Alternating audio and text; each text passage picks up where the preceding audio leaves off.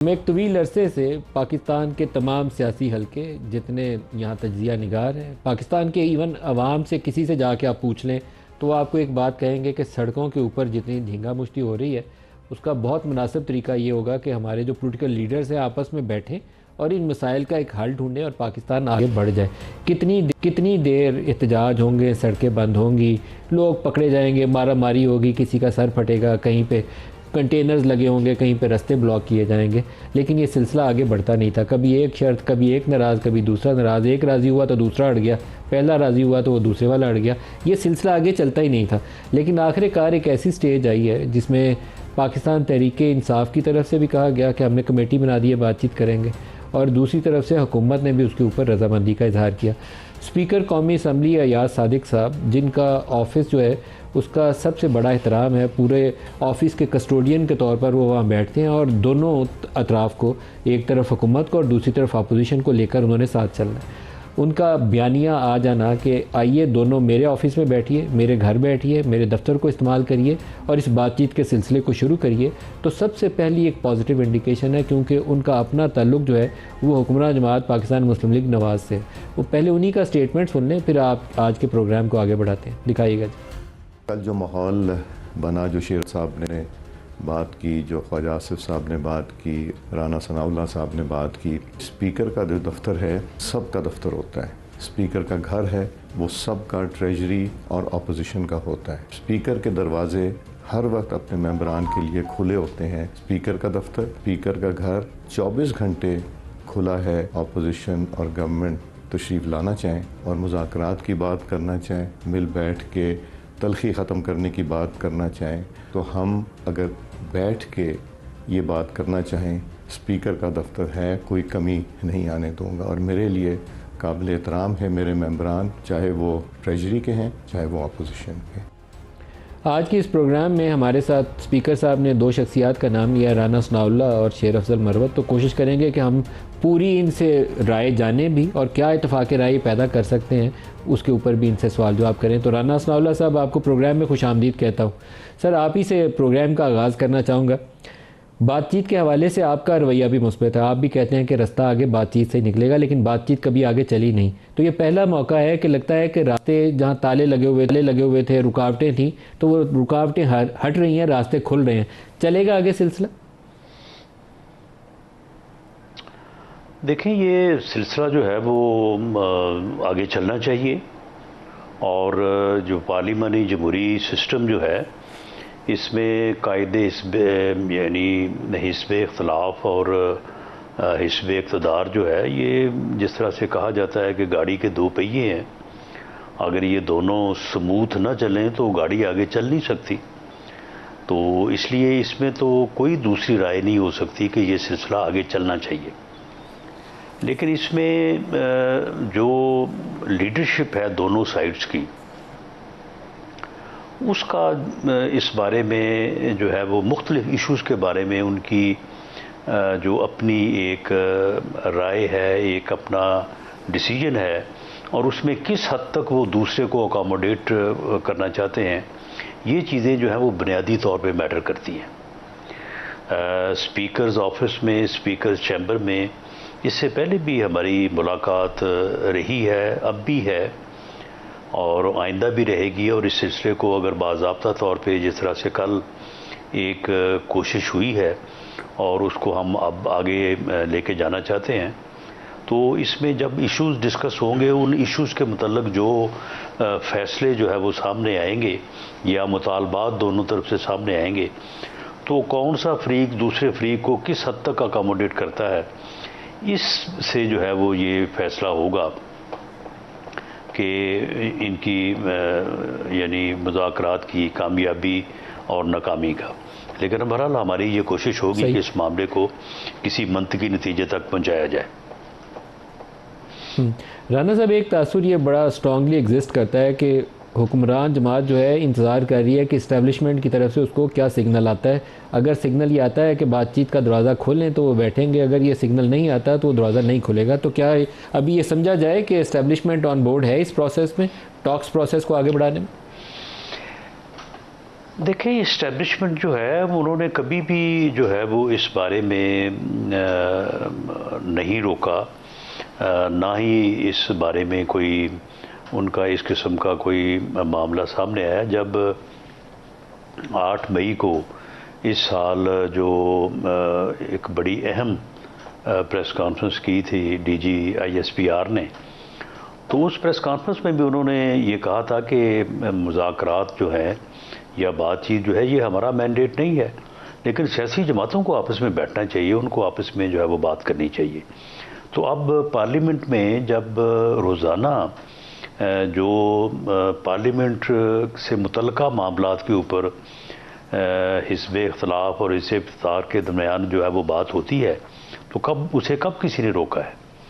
जब ये 26वीं तरमीम हो रही थी तो उसमें पार्लिमानी कमेटी बनाने से, पार्लिमानी कमेटी में सबके बैठने से, सबके आपस में बैठ के मुज़ाकरात करने से और एक दूसरे को अकोमोडेट करने से, कहाँ पे मसवदे थे जब ये बात शुरू हुई और फिर कहाँ पे आगे बात जो है वो कंक्लूड हुई, तो ये सारी चीज़ें जो हैं ये इस्टेब्लिशमेंट की मौजूदगी में और सभी की मौजूदगी में होती रही हैं।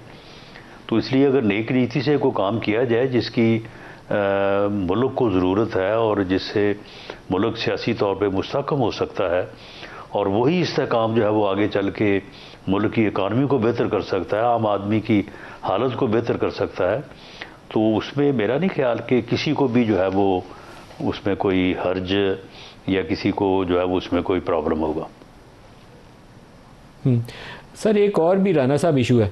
आपने शायद पिछले 2 रोज़ के अंदर एक अमेरिका के अंदर उन्होंने तजवीज़ किया है कि नेशनल सिक्योरिटी एडवाइज़र लगाए जाएंगे ट्रंप इंतज़ामिया के अंदर।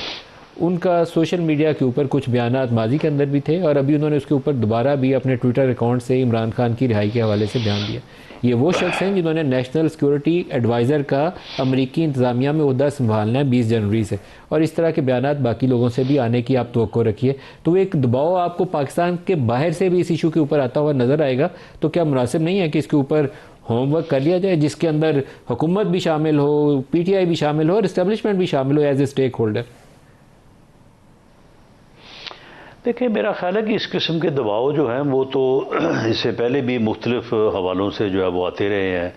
कभी अड्डे लेने के हवाले से आए, कभी शकील अफरीदी के हवाले से आए, कभी और चीज़ों के ऊपर जो है वो गैर मुल्की दबाव जो है वो आते रहते हैं। तो वो बुनियादी जो है वो किरदार अदा नहीं कर सकते। बुनियादी किरदार जो है ये हमारी पॉलिटिकल लीडरशिप के और हमारी पॉलिटिकल पार्टीज़ के इस बात का एहसास होने से जो है वो अदा होगा कि ये सबको ये एहसास हो कि हमने जो है वो अपने पॉलिटिकल इश्यूज़ को, अपने प्रॉब्लम्स को बैठ के टेबल के ऊपर जो है वो ऐवान में या ऐवान के बाहर जो है वो बातचीत से, मुज़ाकरा से तय करना है। अगर हमने हर चीज़ जो है वो सड़क पे जाके उसका फ़ैसला करना है तो फिर सड़क पे जो है वो फिर एक दूसरे की जो है वो अपना मुखालफत में जलसे, जुलूस, धरने, ये सारा कुछ तो होता रहता है, लेकिन फ़ैसला तो फिर भी कभी नहीं होता वहाँ पे। तो इस बात का अगर एहसास पॉलिटिकल लीडरशिप में और पॉलिटिकल पार्टीज़ में हो जाए तो मैं समझता हूँ कि फिर किसी दबाव की ज़रूरत नहीं है और किसी को दबाव डालने की भी जो है वो ज़रूरत नहीं है। और गैर मुल्की दबाव तो वैसे भी सर वो दबाव आएगा सर, अपने मामलात राना साहब, वो दबाव जो बाहर वाला है उस दबाव की आप एंटीसिपेशन भी रखिए और तैयारी भी रखिए, वो आना है, वो वहाँ से बयानात आएंगे और उसमें इजाफा होने का ज़्यादा इम्कान है, कमी कम आएगी। लेकिन ये बयानात जो है वो आते रहते हैं, इन बयानात की मैं नहीं समझता कि कोई सच कोई अहमियत है। अहमियत इस बात की है कि पाकिस्तान का मफाद किस में है, इस मुल्क की सियासत का, इस मुल्क की इकानमी का, इस मुल्क के मामलात का जो है वो मफाद किस में है, हमें उसे जो है वो पेश नज़र रखना चाहिए। मैं समझता हूँ कि हमारा जो मीडिया है, हमारा जो इंटेलिजेंसिया है, हमारी जो दूसरी पॉलिटिकल पार्टीज़ हैं जो दोनों तरफ उस तरह से ब्रैकेट नहीं है, उनका दबाव जो है वो ज़्यादा मौसर हो सकता है अगर इसके ऊपर जो है वो बात की जाए, लेकिन इसके ऊपर बात नहीं की जाती। राना साहब, बात ऐसी चीज़ें हैं जो पाकिस्तान में सियासी मुकदमात में जैसे राना सनाउल्लाह के ऊपर 25 किलो हीरोइन डाल दी थी, तो कम से कम मेरे जैसे बंदे के लिए इसको एक्सेप्ट करना और उसको कहना कि राना साहब ने कोई हीरोइन स्मगलिंग शुरू कर दी बड़ा मुश्किल था। मैं नहीं उसको कर सका ऑन एयर। इसी तरह बाद मुकदमात आपने इमरान खान के ऊपर ऐसे चलाए हैं, जैसे इद्दत वाला बहुत बेहुदा केस था, अगर वो ना डिस्कस होता नेशनल लेवल पे मामला तो बहुत बेहतर होता। फिर तोशा खाना में कोई 3-4 दफ़ा पता नहीं कौन कौन सी वो तोशा 1 आ जाती है, तोशा खाना 2 आ जाती है। अभी जिस वक्त मैं प्रोग्राम कर रहा हूँ तो 190 मिलियन पाउंड वाला केस चल रहा है। तो बाज़ की चीज़ों को अगर आप कर लेते कि ये तो करप्शन का केस है, ये सिर्फ उसके ऊपर तोहमत या बहतान वाला केस है, तो उसको गुरेज कर लेते तो मुनासिब होता, बेहतर रास्ता होता। देखिए ये चीज़ें जो हैं, अब इसमें मैं इस बहस में जो है वो जाना नहीं चाहता, क्योंकि कल की जो पेशरफ्त हुई है, हम ये चाहते हैं कि इस को जो है वो शुरू होते ही जो है वो ना रोक दिया जाए। इसके ऊपर जो है वो बात होनी चाहिए, कुछ बात आगे बढ़नी चाहिए, और ये हमारी तो लीडरशिप के इल्म में है। उन्होंने तो इस मामले की हमेशा जो है वो हौसला अफजाई की है। तो बाकी ये है कि ठीक है, ये केसेस जो हैं, ये केसेस बनने और बनाने का जो एक तरीक़ाकार है, जो एक रवाज है, वो रवाज जब ख़त्म होगा तो फिर सब बैठ के ही उसको ख़त्म करेंगे। इन चीज़ों को, अब इलेक्शन से मुतल्लक मामला है, तो इलेक्शन से मुतल्लक मामला जो है, क्या ये जो है वो ये चीज़ें जो हैं, जब तक एक चार्टर ऑफ डेमोक्रेसी या चार्टर ऑफ इकॉनमी, ये चीज़ें जो हैं, ये ऐसी चीज़ें हैं कि बुनियादी तौर पे तमाम पॉलिटिकल पार्टीज़ को बैठ के कुछ चीज़ों के मतलब ये तय करना होगा कि ये होगा और ये नहीं होगा। ये इस हद तक हो सकता है, इससे आगे नहीं हो सकता। पहले कोई 10-15 साल पीपल्स पार्टी और PMLN का आपस में यही रहा ना, एक दूसरे के ख़िलाफ़ मुकदमात भी बने, सभी कुछ हुआ, लेकिन बिल आखिर जब उन्होंने इस बात को महसूस किया और चार्टर ऑफ डेमोक्रेसी हुआ इन बिटवीन बेनज़ीर भुट्टो शहीद और मियाँ नवाज शरीफ साहब, तो उसके बाद जो फिर अगले 2 अदवार गुजरे, तो उन अदवार में वो पहले जैसे मामला नहीं हुए, उस तरह के मुकदमात कायम नहीं हुए, उस तरह की जो है वो आपकी बात में वजन है। लेकिन इस वक्त जब हम ये प्रोग्राम कर रहे हैं, आप बातचीत के लिए पूरी उम्मीद है और कह रहे हैं कि कोई ऐसी बात नहीं कहना चाहता जिससे बातचीत का अमल शुरू होने से पहले रुक जाए, लेकिन उसी वक्त वो 190 मिलियन पाउंड वाला केस चल रहा है, और अगर उसके अंदर सज़ा सुना दी जाती है, जजमेंट अभी रिजर्व हो जाती है, क्योंकि अभी भी वो मामला तो प्रोसीडिंग चल रही थी कुछ देर पहले तक, तो फिर तो मामला आपका शुरू होने से पहले खटाई में पड़ जाएगा। ये तो सीधा सीधा ऐसे ही होगा ना कि आपने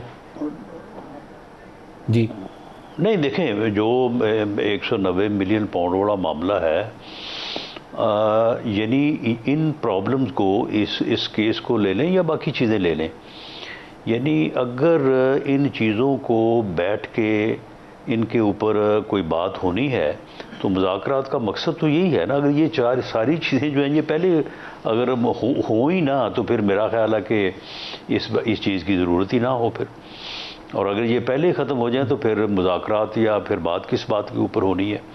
जब इन बिटवीन पीपल्स पार्टी और PMLN जब चार्टर ऑफ डेमोक्रेसी हुआ था, तो इन्हीं चीज़ों को तय किया गया था, बल्कि माजी में होने वाली चीज़ों के ऊपर बाज़ का जिक्र करके ये बात की गई थी कि ये गलत हुआ है और हम अब इससे ऊपर उठ के जो है वो आगे जो है वो चलेंगे मुल्क और कौम के मफाद में। तो ये और उसके बाद फिर दोबारा जो है ये 2014 से जो है वो फिर दोबारा ये काम शुरू हो गया, और वो आज 10 साल हो गए हैं, ये 10 साल से जो है ये शुरू है। तो ये मामला जो है, ये तो 2 मुतालबात हैं टेबल ही, एक वो कहते हैं हमारे जो सियासी कैदी हैं उनको रिहा किया जाए, और एक वो तहकीकात का मुतालबा भी कर रहे हैं। तो ये कोई ऐसी मुतालबा तो नहीं है जिसके ऊपर काम ना किया जा सके, इसके ऊपर तो काम किया जा सकता है। जो तहरीक इंसाफ के अभी 2 ताज़ा तरीन मुतालबात, नहीं देखें, इसके ऊपर काम तो किया जा सकता है, लेकिन इन यानी मुतालबात को बात या मुज़ाकरात शुरू करने से पहले तस्लीम तो नहीं किया जा सकता। इन केसेस से बातचीत शुरू होनी चाहिए। कोई ऐसी राय कि जी फ़लाँ केस गलत है और फ़लाँ सही है, ये राय तो कायम नहीं की जा सकती। सियासी कैदियों को पहले रिहा करने की जो है वो शर्त कंडीशन तो तस्लीम नहीं की जा सकती। हाँ, इन इश्यूज़ के ऊपर जो है वो बात हो सकती है, उनका एक मौक़िफ़ होगा, यकीनन होगा, लेकिन हमारा भी एक मौक़िफ़ जो है वो हो सकता है। कुछ चीज़ों में हो सकता है कि वो दुरुस्त हों और कुछ चीज़ों में हमारी बात भी जो है वो दुरुस्त हो सकती है। ये सारी चीज़ें जो हैं ये तो फिर ऑन द टेबल ही इनके ऊपर कोई फैसला होना है। तो इसके लिए ज़रूरी है तहरीके इंसाफ ने तो एक कमेटी बनाई है सर, फ्री कैन जो है हुकूमत की जानिब से कमेटी में कौन कौन नामजदगी तवक्को रखी जाए? क्या राना सनाउल्लाह उसमें बैठेंगे, ख्वाजा आसिफ बैठेंगे, इसहाक डार बैठेंगे? कुछ ऐसे नाम हैं जिनकी आप निशानदेही कर सकें कि इम्कान है कि ये लोग मुज़ाकरात करें? देखें, ये जो बात कल जिस तरह से हुई है तो उसमें जो है वो जैसे ही बात आगे बढ़ती है तो हमारी तरफ से भी, उस तरफ से 7 लोग हैं शायद, तो हमारी तरफ से भी जो है वो 5-7 लोग जो हैं, क्योंकि हमारी तरफ से शायद कोई एक आध आदमी ज़्यादा हो, क्योंकि हमें जो अलाइड पार्टीज़ हैं उनका भी एक एक नुमाइंदा जो है वो रखना होगा। तो उसके बाद जो है वो बिल्कुल पार्लियामेंट जो है वो वैसे भी एक बहुत अहमियत की हामिल जगह है पूरे सिस्टम में, और स्पीकर्स ऑफिस जो है मेज़बानी के लिहाज से वो भी दोनों को एक जितने फासले पे है। तो वहाँ पे बैठ के देखें, स्पेशल पार्लियामेंट्री कमेटी बनाई जाएगी मुफाहमत के लिए। सर ये राना साहब special parliamentary committee on reconciliation बनेगी, क्या होगा इसका स्टेटस? देखें, इसमें कमेटी का नाम आप जो भी रखें, देखें मलिक साहब, मैं इसमें थोड़ी सी आपकी जो है वो आप हर चीज़ को बहुत बेहतर अंदाज से समझते हैं। मैं थोड़ा सा इस बारे में आपके लिए जो है ये इस बात को इस अंदाज से वाज़े करूँगा कि देखें, जिस दिन से पार्लियामेंट वजूद में आई है कोई एक दिन भी ऐसा नहीं होगा कि पार्लियामेंट का इजलास हो रहा हो और हिज़्ब इख्तलाफ और हिज़्ब इक़्तिदार के लोगों का आपस में स्पीकर ऑफिस में या गैलरीज में जो है वो मिलना मलाना ना हुआ हो, आपस में जो है वो बातचीत ना हुई हो। इवन जब 2 मरतबा ये इस्लामाबाद पे ऊपर चढ़ाई हुई है, उस दौरान भी आपस में गुफ्तगू होती रही है, बात होती रही है।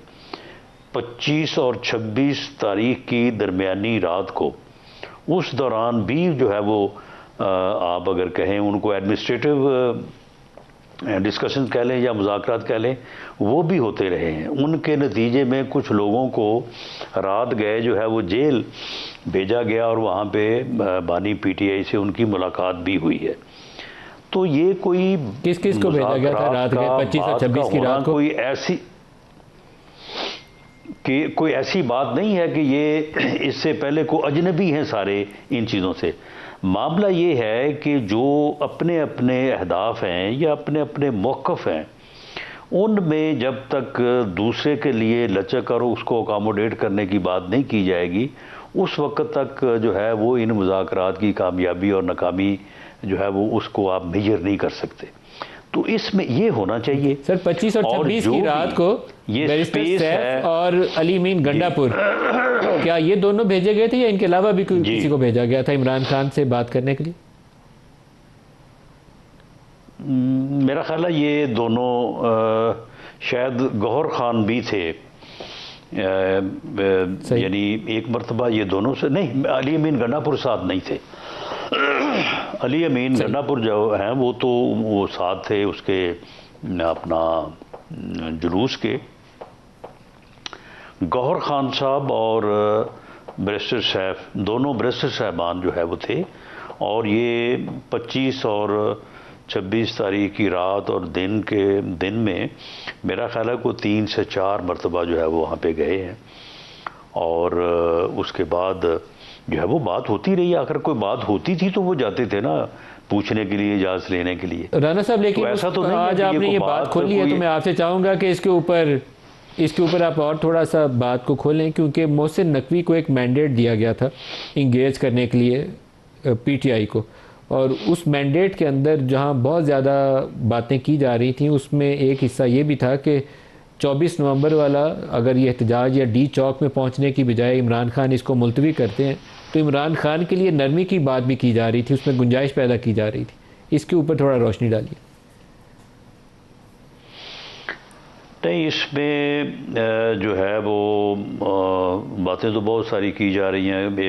एक ये भी क्लेम किया जा रहा है कि शायद ये कोई ऐसी बात हुई थी कि जी इतने दिन में जो है वो बानी PTI को रिहा कर दिया जाएगा, लेकिन जो मेरी इन्फॉर्मेशन है बात सिर्फ ये हुई थी कि आप डी चौक या रेड जोन यहाँ पे आप ना आएँ, और उसकी जो हसासियत है उसके मतलब भी ये कहा गया कि वहाँ पे, क्योंकि उस वक्त एक फॉरेन डेलीगेशन भी जो है वो विज़िट पे था, तो इनसे कहा गया कि आप संगजानी जो है वो वहाँ पे जाके बैठ जाएं, वहाँ पे जलसा करें, धरना करें, जो भी आपको वहाँ पे अपनी एक्टिविटी करनी है वो आप करें, तो आपके साथ जो है वो बात की जाएगी। तो ये एक अच्छा मौका था कि वही मुज़ाकरात या वही बात जो हम अब कोशिश कर रहे हैं कि ये दरवाज़ा खुलना चाहिए, बात शुरू होनी चाहिए, तो ये 26 को बजाय इसके कि वो डी चौक में जो है वो बदमज़गी हुई, उसकी बजाय जो है वो 26 को वो मुज़ाकरात शुरू हो जाते, और आज तक जो है वो किसी न किसी तरफ जो है वो बात हो सकता है कि पॉजिटिविटी में जो है वो कोई बात आ जाती तो आगे बढ़ती। लेकिन उस बात को तस्लीम नहीं किया गया और ज़िद की गई कि नहीं, हम डी चौक ही जो है वो जाएंगे। लेकिन इमरान की तरफ से तो इब्तदाई इशारा यही था कि ठीक है संगजानी पे बैठ जाते हैं, लेकिन यहाँ पे इस्लामाबाद में धरने वालों ने फैसला किया कि नहीं डी चौक में जाएंगे। ये मालूम नहीं है कि वो फैसला बुशरा बीबी का था, अली मीन गंडापुर का था या मुश्तरका था, ये मैं इससे वाकिफ़ नहीं हूँ। आपकी क्या इतला? हमारी इंफॉर्मेशन ये है कि बानी PTI का ही ये फैसला था कि डी चौक जाना है। सही, एक ब्रेक ले लें जी, वापसी पे इसके ऊपर और बात करते हैं, हमारे साथ रहिएगा।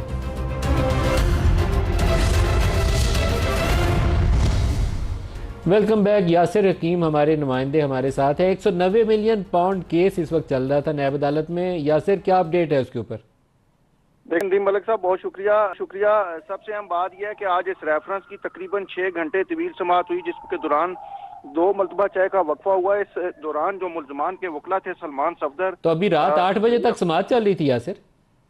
बिल्कुल नदीम मलिक साहब, अब तक समाअत चल रही थी जो आपसे चंद लम्हे कबल मुकम्मल हुई है। और इस दौरान मुल्जमान के 3 वकला सलमान सफदर, ज़हीर अब्बास चौधरी और उस्मान गिल ने अपने और फैसला क्या दिया अदालत ने? अभी नदीम मलिक साहब, आज इसका फैसला महफूज हुआ है। मुल्जमान के जो वकला थे उनके हतमी दलाइल मुकम्मल होने के बाद नैब के प्रोसिक्यूटर अमजद परवेज ने अपने जवाब हतमी दलाइल जो थे वो मुकम्मल किए, जिसके बाद अदालत ने सिर्फ एक लाइनर ये कहा कि इस रेफरेंस का फैसला महफूज किया जा रहा है, जो पीर के रोज सुनाया जाएगा। पीर को सुनाया जाएगा। यासिर, बहुत शुक्रिया, आपने हमें अपडेट किया। शेर साहब, आपको भी वेलकम करता हूँ प्रोग्राम में। राना सनाउल्लाह साहब, आपकी तकरीर को भी उसको खुशामदीद किया उन्होंने कौमी असम्बली के अंदर, और वो चाहते हैं कि बातचीत का अमल भी आगे चले। तो आपके जहन में क्या खदोखाल हैं, बगैर शराइत आयद किए क्या बातचीत की मेज़ के ऊपर बैठने पर तैयार हैं या नहीं है? शेर अफजल मरवत साहब। शुक्रिया नदीम मलिक साहब, शुक्रिया। मैं अर्ज़ करूं, ये कल जो डेवलपमेंट्स हुई असम्बली के अंदर और फिर आज मोहतरम स्पीकर अयाज सादिक साहब ने एक बड़ा अच्छा बयान जारी किया, मेरे जहन में कुछ खदशात आज जो हैं पैदा हुए हैं। जिस तरह अभी 23 दिसंबर को जो यह फैसला है खान साहब के हवाले से, मुझे अंदेशा है कि कुछ कुव्वतें जो हैं खान साहब को शायद 14 साल सज़ा दिलाने पे मजीद हैं, और कुछ लोग मीडिया में इस मुज़ाकरात के अमल पे उनकी तनकीद शुरू हो गई है, और शायद कुछ एलिमेंट्स ऐसे हैं दोनों पार्टीज़ में, नून और PTI में, जो इस मुज़ाकरात के अमल को जो है पसंद की नज़र से नहीं देख रहे हैं। खान साहब ने मुज़ाकराती कमेटी बनाई ताकि मुज़ाकरात हो, तो लिहाजा ये खान की और PTI की पॉलिसी थी, जिसके परसुएंस में मैंने कल असम्बली में खड़े होकर ये बयान दिया। और इसके लिए ज़रूरी है कि थोड़े से जो हैं ये ज़बानें जो शोले उगल रही हैं वो ज़रा थोड़े से तहजीब और ठंडे माहौल की तरफ आ जाए। और मैं खैर मकदम करता हूँ ख्वाजा आसिफ साहब और राना सनाउल्लाह साहब के बयानात का, और फिर आज बिलखसूस मोहतरम स्पीकर अयाज सादिक साहब के। लेकिन मैं ये समझता हूँ कि कल जो है मरवत साहब, आपके जहन में खाका क्या है? एक पार्लिमानी कमेटी बनाई जाए। राना साहब अभी हमारे साथ हैं तो वो जिक्र कर रहे थे कि 7 नाम शायद पीटीआई से आएंगे और उतने ही शायद 7-8 नाम जो हैं वो कोलिशन पार्टनर जो हुक्मरान हैं उनकी तरफ से आएंगे। तो फिर ये सिलसिला आगे चल पड़ेगा। एक पार्लियामेंट्री कमेटी बनाई जाए, parliamentary committee on political reconciliation, कुछ ऐसा। जी बिल्कुल, मैं समझता हूँ कि सबसे पहला कदम ये होगा कि हुकूमत जो है और उनके एलाइज अपनी कमेटी, पार्लिमानी कमेटी का ऐलान कर दें या अपनी मुज़ाकराती टीम का ऐलान कर दें कि ये लोग जो हैं इसमें पार्टिसिपेट करेंगे। ये पहला स्टेप होगा, जिसके बाद दूसरा स्टेप होगा इन कमेटीज़ का आपस में मिलना। और फिर जिस तरह बड़े खुले दिल से स्पीकर साहब ने जो है अपनी खिदमात पेश की हैं, तो उनके ज़रिए से कोऑर्डिनेशन और बाकी सारी नशिस्त बर्खास्त हो सकती है। और क्या पाकिस्तान तहरीक इंसाफ आपकी तरफ से जो नाम सामने आएंगे 7 रुकनी उस कमेटी, उस पार्लियामेंट्री कमेटी के अंदर उन 6-7 नामों के ऊपर आप रोशनी डाल सकते हैं कि कौन कौन उस कमेटी का रुकन हो सकता है तहरीक इंसाफ की जानिब से? वो तो नोटिफाई हो चुके हैं ना। वो इसमें अली अमीन खान, 4 तो वो नाम थे जो इमरान खान ने दिए हैं, लेकिन पार्लियामेंट्री कमेटी में अभी राना साहब जिक्र कर रहे हैं शायद 7 नाम आएंगे आपकी तरफ से। मेरा ख्याल नहीं है कि हम इसको लंबा चौड़ा बनाएं। मतलब माना ये रखता है कि जो लोग अवेलेबल हो, कमिट कर सकें, वक्त दे सकें, और उनकी सोच यही हो कि हमें जो है मुल्क को इस गंभीर संजीदा मसला है, पॉजिटिव लोगों की ज़रूरत है। जिस तरह नून में मैंने ख़ुद कहा है कि अगर ये लोग होंगे तो मुझे शायद तवक्को है कि वो एक बड़ा मुस्बत किरदार अदा कर सकते हैं। आपकी क्या तवक्को है, कौन कौन होना चाहिए नून लीग से उस कमेटी में? मेरा ख्याल है, मैं ज़ाती तौर पे मेरा कभी मतलब इन हज़रात से कोई ताल्लुक़ नहीं रहा है, लेकिन जो उनका किरदार 30-40 साल की सियासत पे मुहित है, इस हवाले से जो उनकी समझ बूझ है, उनकी जो सोच है, इसहाक डार साहब जो हैं वो एक अहम किरदार अदा कर सकते हैं क्योंकि उनकी सोच मसालियत की रही है। फिर राना सनाउल्लाह साहब हैं, बिलखसूस पीटीआई के साथ मुज़ाकरात के हवाले से वो मुस्बत रहे हैं। फिर ख्वाजा साद रफ़ीक हैं जो अनफॉर्चुनेटली पार्लियामान का तो हिस्सा नहीं है, लेकिन नून में एक बड़ी ही एक अच्छी आवाज़ है। हमेशा उन्होंने अक़दार की, वैल्यूज़ की, एथिक्स की बात की है, और ज़ाती तौर पे एक शख्स हैं जो मैं समझता हूँ कि असूली तौर पे जो है वो एक मुस्बत अमल का जो है एक हिस्सा बन सकता है। इसी तरह जो है अयाज सादिक साहब तो हैं ही, बाकी जो है बहुत सारे और माहिदीन होंगे जो अपनी पसंद से ये देना चाहें तो दे। राना सनाउल्लाह साहब, ये शेर अफजल मरवत साहब बराह रास्त आई थिंक इससे ज़्यादा बेहतर तरीक़ाकार नहीं हो सकता कि उन्होंने आप लोगों का नाम ले लेकर आप लोगों की तारीफ़ भी की है और ख़ुद से अपनी तरफ से भी वो खुलेआम कहना चाहिए कि मुज़ाकरात की भी दावत है, और ये कह भी रहे हैं कि बैठेंगे तो बातचीत से आगे रास्ता निकलेगा। तो आपको इम्ब्रेस करना चाहिए, गले लगाना चाहिए इनको, राना सनाउल्लाह साहब। नहीं, बिल्कुल नहीं, ऐसे ही है। कल शेर अफजल मरवत साहब ने जो बात की हाउस में, तो उसका हम सब ने खैर मकदम किया। मैंने भी उसका जो है वो खैर मकदम किया। उसके अलावा ख्वाजा आसिफ साहब ने कहा कि हवा का ठंडा झोंका है जो इनकी बात है, तो सभी ने उसका खैर मकदम भी किया और बात भी की। और आज जो स्पीकर सरदार अयाज साहब की स्टेटमेंट है, ये बात तो शुरू हुई कल तब है जब शेर अफजल मरवत साहब ने जो है वो बात की है। तो अब इसके ऊपर ये बात जो उन्होंने की है कि ये अब फैसला भी जो है वो सोमवार को सुना है कि महफूज कर लिया गया है। और ठीक है, दोनों तरफ जिस तरह से मुज़ाकरात के हामी लोग हैं, कुछ लोगों की ये राय है और हर किसी को राय रखने का हक़ है कि कुछ लोगों की राय है कि ये नहीं होने चाहिए। तो बहरहाल मैं समझता हूँ कि एक पार्लिमानी जमहूरी सिस्टम में हिज़्ब इख्तलाफ और हिज़्ब इक़्तिदार के दरमियान राब्ता, मुज़ाकरात, पॉलिटिकल डायलॉग जो है ये मस्ट है। इसके बगैर बाकी सारे निज़ाम प्रेसिडेंशियल है और तरह तरह के निज़ाम दुनिया में हैं, वो चल सकते होंगे, लेकिन पार्लिमानी जमहूरी सिस्टम जो है वो हिस्ब इख्तलाफ और हिस्ब इक़्तिदार के आपस में जो है वो मिल बैठने और मामला फहमी करने के अलावा जो है वो आगे नहीं बढ़ सकता। मरवत साहब, इस वक्त जो आपको अंदेशा है कि ये जो 190 मिलियन पाउंड वाला केस है, इसमें इमरान को 14 साल की सज़ा दी जा सकती है, तो ये अंदेशा आपका दुरुस्त भी हो सकता है? मैं कुछ कह नहीं सकता, क्योंकि माजी के अंदर ऐसे वाक़यात हुए कि इलेक्शन से 24 घंटे पहले सज़ाएँ सुनाकर धड़ाधड़ 30-35 साल की सज़ाएँ सुना दी। तो इसका आपके पास क्या तदारुक होगा? कोई रास्ता है आपके पास? देखिए, सज़ाएं तो मेरा ख्याल नहीं है कि हम इसके लिए कोई इनको कोई रिक्वेस्ट करेंगे कि जी सज़ा न दें, क्योंकि एक सिलसिला है चल रहा है और सज़ाएं जो हैं वो खान साहब भुगत रहे हैं। और अगर ये 190 मिलियन पाउंड केस में खान साहब को सज़ा दे भी जाते हैं तो मेरा ख्याल नहीं है कि इस फैसले को पहले तो होना नहीं चाहिए, क्योंकि अगर ये मुतवक्के हैं जिसका खदशा मैंने ज़ाहिर किया है, क्योंकि शायद कुछ लोग मुज़ाकरात के अमल से खुश भी नहीं होंगे, लेकिन अगर हो भी जाता है तो इस फैसले के होने के बावजूद भी मुज़ाकरात का अमल जो है वो असरअंदाज नहीं होना चाहिए।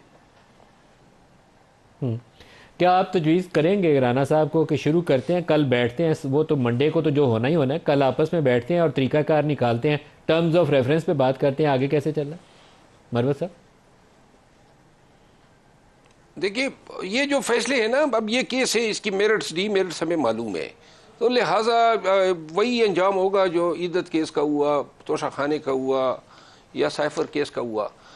अलबत्ता मैंने कहा ना कि अगर ऑफिशियली गवर्नमेंट ये अनाउंस कर दे कि फ़लाँ फ़लाँ मेंबरान जो हैं वो इस कमेटी के का हिस्सा होंगे और ये मुज़ाकराती, और साथ में स्पीकर साहब जो हैं इस अनाउंसमेंट के बाद इनका इजलास बुला लें, बिठा दें, और इसके बाद जो है देखिए और भी सियासी क़ुव्वतें हैं ना जो इसमें कोई पॉजिटिव किरदार अदा कर सकती है। अब हमारे दरमियान जो मामलात जिस नेच पे चले गए हैं, गोली चल गई, लाशें गिर गई, और जब ये बदनामी मोल लेने के लिए इदारे जो हैं राज़ी हो गए कि चाहे ये बदनामी मोल लेते हैं लेकिन लाशें जो हैं वो कौम को मिल गई, तो फिर इस संगीनी का एहसास होना चाहिए। या तो फिर जो है मुल्क में इस तरह जो है तर्ज हुकूमत चलेगा, या फिर हमने बैठ के लोगों को बताना है कि कौन कहाँ पे गलती पे है, किसने ज्यादती की, क्या की। अगर ये चीज़ें हमारी पोजीशन जो है इनके कायल कर देती हैं, हम इंडिकेट हो जाएंगे, जो लोग मरे हैं उनको रियासत खून बहा दे सकती है, साथ में जो है सियासी कैदी है, जो हमारा इमीडिएट कंसर्न है खान की और सियासी कैदियों की रिहाई। पहला तो स्टेप कमेटी का ऐलान है ना राना साहब, जो मरवत साहब कह रहे हैं कि कमेटी का ऐलान हो जाए, स्पीकर साहब इजलास बुला लें तो फिर सिलसिला आगे चल सकता है। तो आई थिंक ये फर्स्ट स्टेप तो आपको कल ले लेना चाहिए राना साहब। देखें, इस बारे में स्पीकर साहब के साथ हमारी बात हुई है। स्पीकर साहब इस कमेटी के या दोनों कमेटियों के या इस अमल के सिर्फ होस्ट ही नहीं होंगे, इसमें वो एक अपना असर रसूख, एक अपना मौसर किरदार भी अदा करेंगे। आज उन्होंने काफ़ी दोस्तों के साथ उन्होंने मशावरत की भी है, और जैसे ही वज़ीर-ए-आज़म वापस तशरीफ़ लाते हैं मिस्र से, ग़ालिबन वो जुमे को वापस आ रहे हैं, तो इस बारे में हमारी मीटिंग होगी और इसमें हमें उम्मीद है कि एक मुस्बत पेशरफ्त होगी। तो जुमे तक फिर उम्मीद रखें कि आपकी तरफ से नाम भी आ जाएंगे, तो फिर वो पार्लियामेंट्री कमेटी जो है वो हतमी शक्ल भी इख्तियार कर लेगी राना साहब। हाँ जी, देखें, कमेटीज़ बने, वो बैठ के इश्यूज़ फ्रेम करें और तरीक़ाकार जो है उसको तय करें, और उसके बाद फिर एक यानी एक सीरियस तरीके के साथ जो देखें, मामला ये है कि देखें, मामला तो ये तय है कि ये एक पॉलिटिकल इशू है, दो पॉलिटिकल पार्टीज़ के दरमियान, हिस्ब इख्तिलाफ, हिस्ब इक़्तिदार के दरमियान। तो आखिर इसने बैठ के तय तो टेबल पे जो है वो पॉलिटिकल डायलॉग से होना है, बातचीत से होना है। इसका फैसला सड़क पे तो नहीं होना। सड़क पे आप जितना मर्जी एक मरवत साहब, दूसरे ये को दोनों नुकसान तरफ पहुंचा लें, फिर भी आपको बैठना पड़ेगा। मरवत साहब, दोनों तरफ ये पॉजिटिविटी है, उसमें हो सकता है बाज़ एलिमेंट चाहें कि ये प्रोसेस आगे ना बढ़े, लेकिन यहीं पे फिर एक लीडर की सियासी बसीरत का इम्तहान भी होता है कि वो उसको नज़र आ रहा है कि ये रुकावट है, तो उस रुकावट को अबूर करते हुए इस प्रोसेस को आगे लेकर चले। प्रोसेस चलेगा तो रास्ता निकलेगा। क्या आप ज़हनी तौर पर आपकी जमात इस काम के लिए आमादा है, या अभी भी एक स्कूल ऑफ थाट और है कि नहीं डी चौकी जाना है और एक स्कूल ऑफ थाट और है कि नहीं संगजानी रुकना है? क्या अभी इस दुराहे का शिकार हैं, या आप रास्ता क्लियर आपको वाज़ेह है कि नहीं आप बातचीत की मेज़ पे ही बैठना है? मैं ये बात वसूख से कह सकता हूँ कि कुछ हालिया डेवलपमेंट्स की वजह से पाकिस्तान तहरीक इंसाफ की क़ियादत जो है वो ये समझती हैं कि हमें पुरअसर अंदाज में जो है पार्टी के अंदर और पार्टी के बाहर जो है सियासत को आगे बढ़ाना होगा, ताकि इस इम्प्रेशन को डिस्पेल किया जा सके कि जी सारे फैसले जो हैं वो खान साहब ही करते हैं। अभी जो खान साहब ने ये मौखर किया है, ये भी बेसिकली पीटीआई की क़ियादत की ही रिकमेंडेशन थी कि जी ये कॉल जो है स्ट्राइक की रिमिटेंसेस के हवाले से इसको मौखर किया जा सके। मैं एक चीज़ कितनी देर के लिए मौखर है मरवत साहब? इसके ऊपर भी अभी फैसल चौधरी ने आके डेडलाइन सेट किया, उन्होंने कहा इतवार तक अगर नहीं होता तो फिर देखिए, अगर प्रोसेस शुरू हो जाता है तो फिर प्रोसेस के आउटकम तक इंतज़ार होगा कि मुज़ाकरात का क्या नतीजा निकलता है। एक चीज़ है कि अगर ऐसी कोई क़ुव्वतें जो हैं पार्टी के अंदर कोई सबटाज करने की कोशिश करेगी, तो इंशाल्लाह इस दफ़ा जो है वो लिहाज किसी का नहीं होगा कि कोई जो है वो इस तरह जो है अपनी मर्जी थोपे। खान साहब इस पे कायल हो गए, इसीलिए उन्होंने कमेटी बनाई। वो चाहते हैं मुज़ाकरात हो, तो लिहाजा मुज़ाकरात कायल हो गए। ये बड़ी खबर है, ये बड़ी खबर है मरवत साहब कि इमरान खान इसके लिए तैयार हैं, और उन्होंने सिविल डिसोबीडियंस या ये जो रिमिटेंसेस भेजने के ऊपर उन्होंने कॉल देनी थी कि ना भेजें, उसको अभी मौखर कर दिया। राना साहब, जो दो मुतालबात हैं, पहले ये अभी 2-3 दफ़ा अभी इसी प्रोग्राम में मरवत साहब ने जिक्र किया कि 26 के जो वाक़यात थे, 26 की तहकीकात आपको करनी चाहिए। यूज़ ऑफ फोर्स में किसने अपनी लाइन क्रॉस की उसका तयन करने में कोई हर्ज नहीं है। देखें, ये जो बातचीत का या मुज़ाकरात का अमल है, इसमें हमने कोई इस किस्म की कंडीशन नहीं रखी कि जी ये बात हो सकती है और ये नहीं हो सकती। जिस बात से भी इन्होंने शुरू करनी होगी बात, जब बैठेंगे तो हर मौजू हर बात के ऊपर जो है वो इनका भी मौक़िफ़ होगा, हमारा भी मौक़िफ़ होगा, और उसके बाद इंशाअल्लाह मैं तो ये समझता हूँ कि देखें, उस टेंस माहौल में जब पीटीआई मई में इलेक्शन चाहती थी, हम कहते थे ये अक्टूबर से एक दिन पीछे नहीं आ सकते। उस दौरान मुज़ाकरात हुए और मामला तय पा गया था कि हम भी को 2 महीने पीछे आ गए थे, और जो पीटीआई की मुज़ाकराती टीम है वो भी को 1.5-2 माह आगे जाने पे जो है वो रज़ामंद हो गई थी। लेकिन उसके बाद फिर फैसला ना हो सका, क्योंकि बिल आखिर जो भी मुज़ाकरात होने हैं, जो अब भी होने हैं, उनकी अल्टीमेट अप्रूवल जो है वो PMLN की तरफ से मियां नवाज शरीफ और PTI की तरफ से इमरान खान साहब ने ही देनी है। ऐसा नहीं हो सकता कि PTI की टीम जो है वो अपने तौर पे जो है वो फैसला करे और without approval of the leadership जो है वो उसको इम्प्लीमेंट करे। ऐसा नहीं होगा।